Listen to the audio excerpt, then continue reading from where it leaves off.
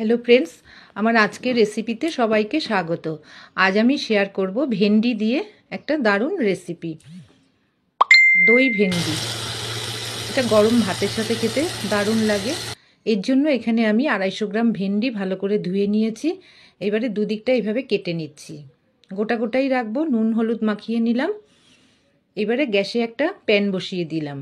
প্যানটা গরম হয়ে গেছে, কিছুটা সর্ষের তেল দিয়ে দিলাম। তেলটা গরম হলে ভেন্ডিগুলো আমি ভালো করে ভেজে নেব। এবারে একটু ঢাকা দিয়ে রাখবো, তাতে ভেন্ডিটা তাড়াতাড়ি সেদ্ধ হয়ে যাবে। ভেন্ডিটা ভাজা হয়ে গেছে, এবার তুলে নিচ্ছি। এবারে এই প্যানে কিছুটা সর্ষের তেল দিয়ে দিলাম। তেলটা গরম হলে কালো জিরে ফোড়নে দিলাম। একটা মিডিয়াম সাইজের কুচনো পেঁয়াজ দিয়ে দিলাম। একটু ভাজা হলে দিয়ে দেবো 1 চামচ আদা রসুন বাটা। একটু ভালো করে ভেজে নিয়ে হলুদ গুঁড়ো 1 চামচ, জিরের গুঁড়ো 1 চামচ আর লঙ্কার গুঁড়ো 1/2 চামচ দেব। এবার জল দিয়ে ভালো করে কষিয়ে নিলাম। লবণ দিয়ে দিলাম স্বাদ মতন, আর 1 বাটি ফেটানো দই দিয়ে দিলাম।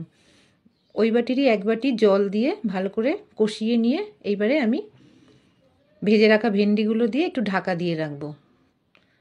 এবার একটু চিনি দিয়ে তৈরি হয়ে গেল